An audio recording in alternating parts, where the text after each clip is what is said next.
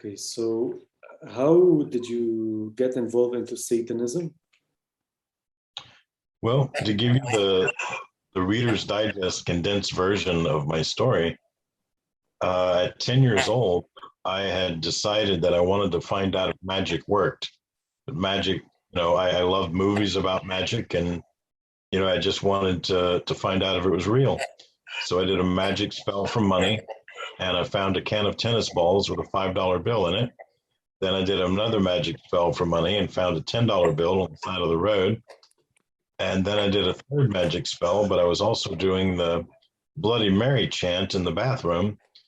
And, we were doing it at school first, and notes were sent home and said that if we were caught at school playing in the game, we'd be sent home and suspended for 3 days.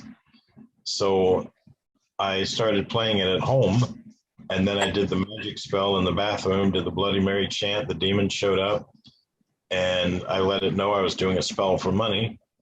And the next day, I found what looked like Monopoly money rolled up tight. Turned out that I had $1,000. So knowing that magic was absolutely real, I was figured I could just do magic the rest of my life. When I was 11 years old, I became the victim of a sexual assault at school at the hands of a female teacher. When I was 12 years old, I met a group that played D&D and also thought magic was real. Turned out that was a satanic coven, but I didn't know it when I joined. I found out later that year it was a satanic coven. I officially joined at 13.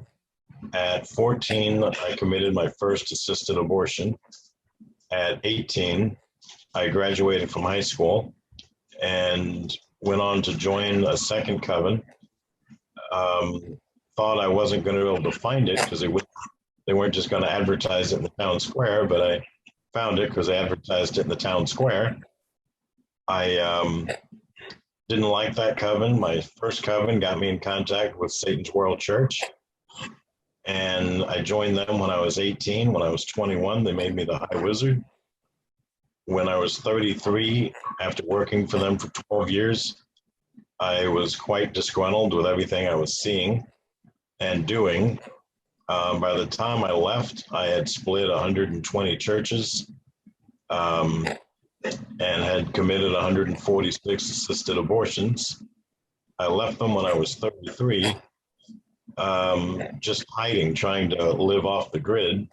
I ended up moving to Oklahoma, and I tried to get into Canada once, and that's where I ended up in Oklahoma. And then I tried again, and this time I ended up in Burlington, Vermont, and working in a jewelry store in Burlington, Vermont. A woman gave me a Blessed Miraculous medal. I was determined that I was going to tell her that it was worthless and had no power, but when she gave it to me, my store and my mall completely disappeared. Mary showed up, gave me a smile I knew I didn't deserve. I was aware of all my sins. She turned me around, and divine mercy Jesus was standing behind me. And in that instant, I knew that I had not sold my soul to the devil when I was 13. I knew that Jesus was my Lord and Savior.